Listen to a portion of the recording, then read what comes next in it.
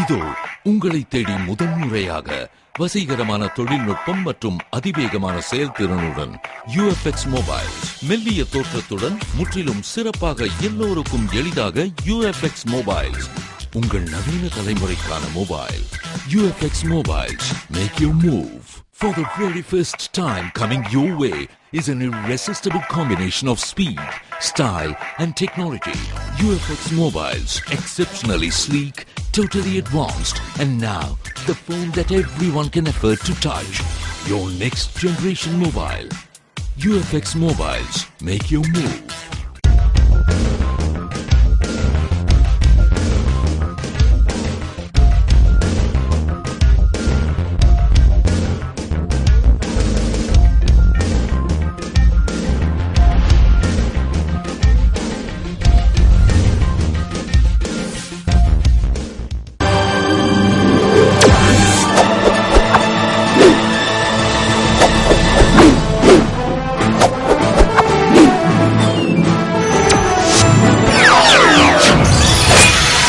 நீங்கள் பார்த்துக் கொண்டிருப்பது AJK டிவியின் புதுவை மாலை.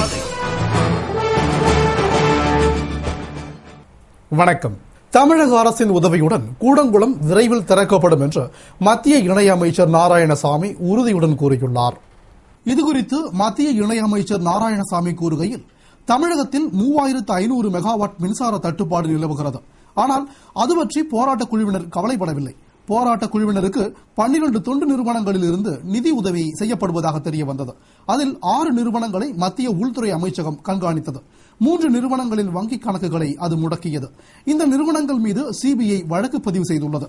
போராட்ட குழுவினர் மீது தமிழக அரசு 156 வழக்குகளை பதிவு செய்துள்ளது. அவர்களை கைது செய்து நடவடிக்கை எடுக்க வேண்டும். கூடங்குளத்தை திறப்பதில் மத்திய அரசு உறுதியோடு உள்ளது. தமிழக அரசின் உதவியுடன் மத்திய அரசு கூடங்குளத்தை விரைவில் திறக்கும். இப்பிரச்சனையில் மத்திய அரசுக்கு ஆதரவாக தமிழக அரசு செயல்படுகிறது என்றும், மேலும் இலங்கைக்கு எதிராக ஐநா சபையில் அமெரிக்கா கொண்டுவரவுள்ள மனித உரிமை மீறல் தொடர்பான தீர்மானத்தை மத்திய அரசு ஆதரிக்க வேண்டும் என தமிழக காங்கிரஸ் சார்பில் வலியுறுத்தியுள்ளோம். மனித உரிமை மீறல் எந்த நாட்டில் நடந்தாலும் அதை மத்திய அரசு கண்டிக்கும் என்று அவர் கூறினார். புதுவையில் வரும் 7ஆம் தேதிக்குள் மின் விநியோகம் சீராகும் என்று மின்துறை அமைச்சர் தியாகராஜன் தெரிவித்துள்ளார். இதுகுறித்து மின்துறை அமைச்சர் தியாகராஜன் கூறுகையில், புதுவை மரப்பாலம் மின் நிலையத்தில் டிரான்ஸ்பார்மர் அமைத்து 30 ஆண்டுகளாகிவிட்டன. அந்த மின் மாற்றிகளுக்கான உத்தரவாதம் 25 ஆண்டுகள்தான்.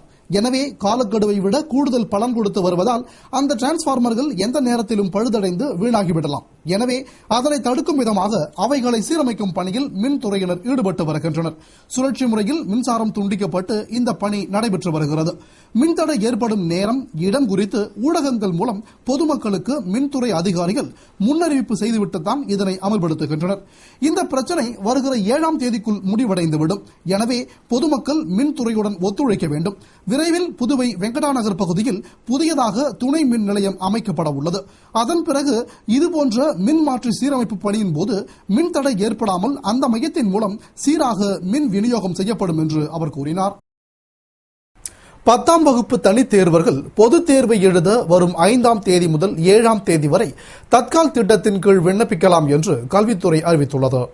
10ஆம் வகுப்பு பொதுத் தேர்வு எழுதும் மாணவர்கள் பழைய கல்வி திட்டத்தில் ஏற்கனவே தேர்வை எழுதி தோல்வியடைந்தவர்கள் பழைய பாடத்திட்டத்தின் அடிப்படையிலேயே அரசு தேர்வுகள் மண்டல துணை இயக்குநர் அலுவலகத்தில் 625 ரூபாய் தேர்வு கட்டணம் செலுத்தியும், ஆங்கிலோ இந்திய மாணவர்கள் 585 ரூபாயும், மெட்ரிக் தேர்வர்கள் 635 ரூபாயும், நேரடியாக 10ஆம் வகுப்பு பொதுத் தேர்வை சமச்சீர் கல்வி திட்டத்தில் எழுத 625 ரூபாயும் செலுத்தி தக்கால் திட்டத்தின் கீழ் விண்ணப்பிக்கலாம் என்றும், நேரடியாக சமச்சீர் கல்வி திட்டத்தின் கீழ் தேர்வு எழுதும் தனித் தேர்வர்கள் பள்ளி கல்வித்துறை அளித்த செய்முறை தேர்வு பயிற்சி வகுப்புகளில் கலந்திருக்க வேண்டும் என்றும், பூர்த்தி செய்யப்பட்ட விண்ணப்பங்களுக்கான சம்பந்தப்பட்ட துணை இயக்குநர் அலுவலகங்களில் 7ஆம் தேதி மாலை 5 மணிக்குள் ஒப்படைக்க வேண்டும் என்று கல்வித்துறை அறிவித்துள்ளது.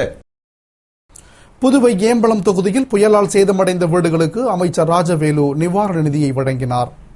புதுவை ஏம்பலம் தொகுதியில் புயலால் பாதிக்கப்பட்ட மக்களுக்கு நிவாரணம் வழங்கும் நிகழ்ச்சி நடைபெற்றது.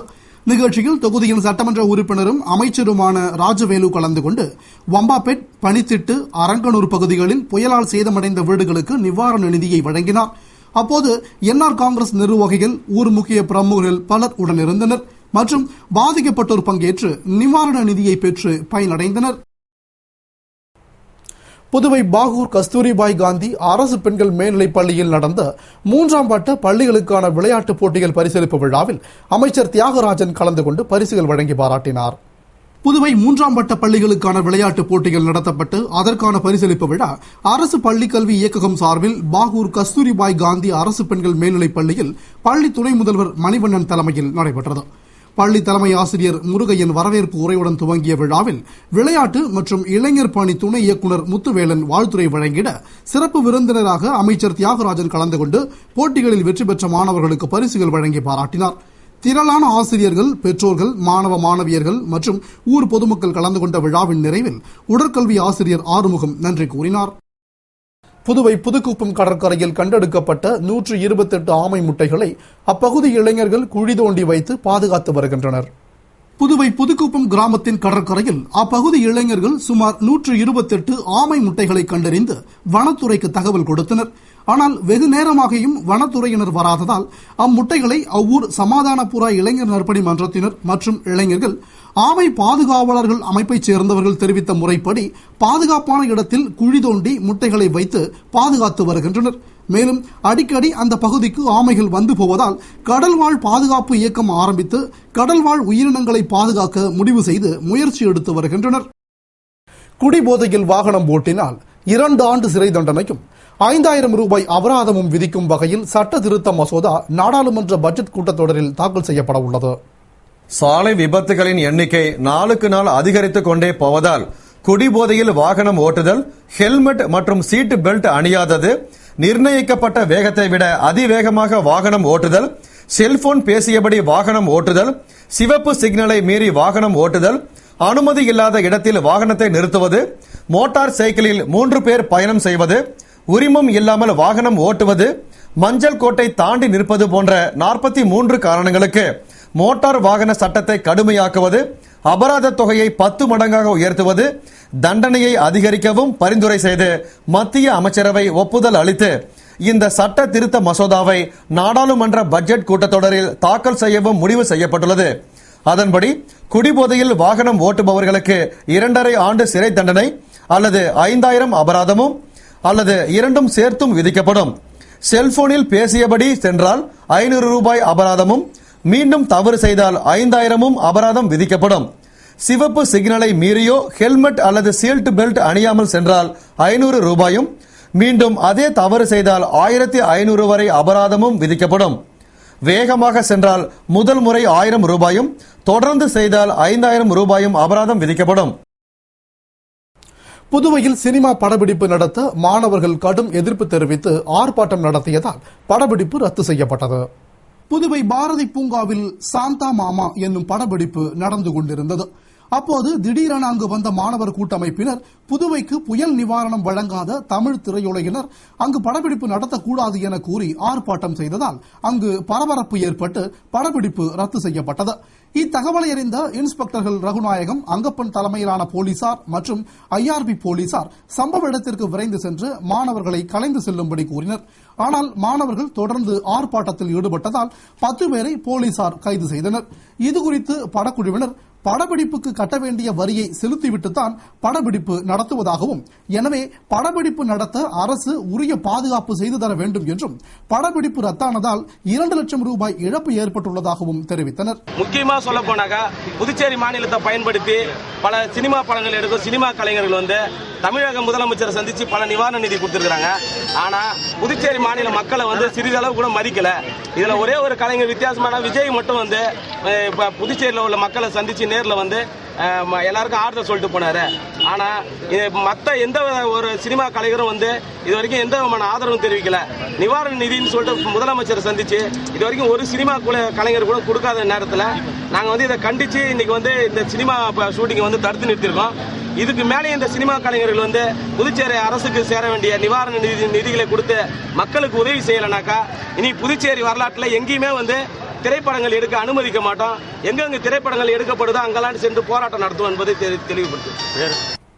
10ஆம் வகுப்பு பொதுத் தேர்வுக்கான செய்முறை தேர்வுகள் வரும் 16ஆம் தேதி துவங்கி 26ஆம் தேதி வரை நடக்கும் என்று கல்வித்துறை தெரிவித்துள்ளது.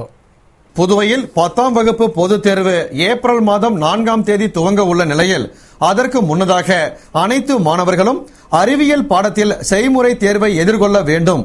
மேலும் அறிவியல் பாடத்தில் எழுத்து தேர்விற்கு 75 மதிப்பெண்களும் செய்முறை தேர்வுக்கு 25 மதிப்பெண்கள் ஒதுக்கப்பட்டுள்ளதால் வரும் 16ஆம் தேதி முதல் 26ஆம் தேதிக்குள் செய்முறை தேர்வுகளை முடிக்க முடிவு செய்து அதன்படி இயல் அறிவியல் தேர்வு 1 மணி நேரம் 15 நிமிடமும் உயர் அறிவியல் தேர்வு 1 மணி நேரம் 15 நிமிடமும் நடக்க வேண்டும் எனவும் இயல் அறிவியல் உயிர் அறிவியல் செய்முறை தேர்விற்கு தலா 10 மதிப்பெண்களும் வருகை பதிவேடு மாணவர்கள் திறன் உள்ளிட்டவற்றிற்கு 5 மதிப்பெண்கள் ஒதுக்கப்பட்டுள்ளதாகவும் கல்வித்துறை அறிவித்துள்ளது.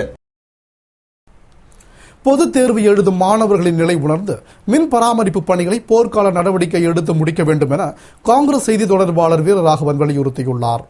இது தொடர்பாக காங்கிரஸ் செய்தி தொடர்பாளர் வீரராகவன் கூறுகையில், புதுவை நகர்ப்புறத்தில் மின்சாரத்துறை பராமரிப்பு என்ற பெயரில் அடிக்கடி 4 மணி நேரமும் சுழற்சி முறையில் மின்சாரத்தை தடை செய்வதால் பொதுத் தேர்வு எழுத இருக்கும் +2 மாணவர்கள் படிக்க முடியாமல் கடுமையான பாதிப்பிற்கு ஆளாகியுள்ளனர்.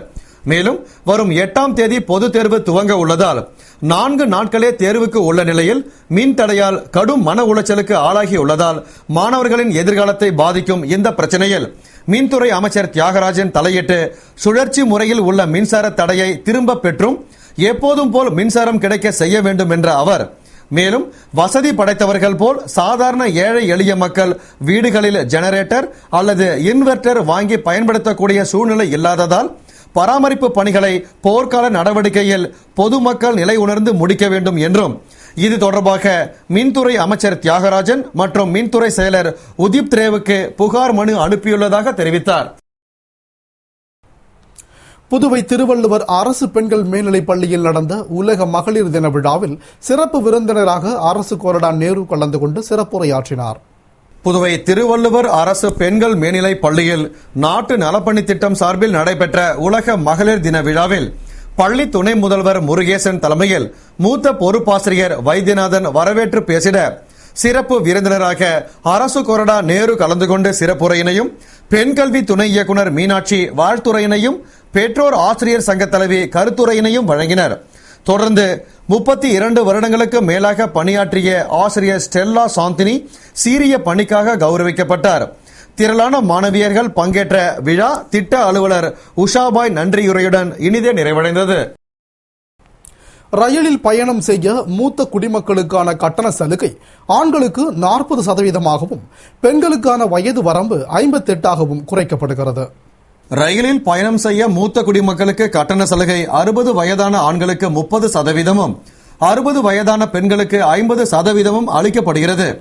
இந்த சலுகையில் ஆண்களுக்கு 40% கட்டண சலுகையும் பெண்களுக்கான வயது வரம்பை 58ஆக குறைக்க வேண்டும் என்று டெல்லி மாநில சமூக நலத்துறை அமைச்சர் ரயில்வே அமைச்சகத்திற்கு கோரிக்கை விடுத்ததை அடுத்து அதனை ஏற்றுக்கொண்ட ரயில்வே அமைச்சகம் 60 வயதான ஆண்களுக்கு தற்பொழுது வழங்கப்பட்டு வரும் 30% கட்டண சலுகையை 40%ஆகவும் பெண்களுக்கான வயது வரம்பை 58ஆக குறைக்கவும் முடிவு செய்துள்ளதாக டெல்லி மாநில சமூக நலத்துறை அமைச்சகம் தெரிவித்துள்ளது.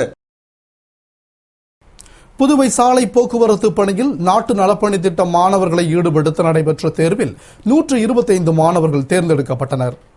புதுவையில் நாளுக்கு நாள் போக்குவரத்து நெரிசல் அதிகரித்து விபத்து நடைபெறுவதை கருத்தில் கொண்டு சாலை போக்குவரத்து பணியில் நாட்டு நலப்பணி திட்ட மாணவர்களை ஈடுபடுத்த மாநில நாட்டு நலப்பணி திட்டமும் காவல்துறையும் திட்டமிட்டு அதற்கான கல்லூரி மாணவர்களை தேர்வு செய்யும் நிகழ்ச்சி கோரிமேடு காவலர் பயிற்சி பள்ளியில் நடைபெற்றது.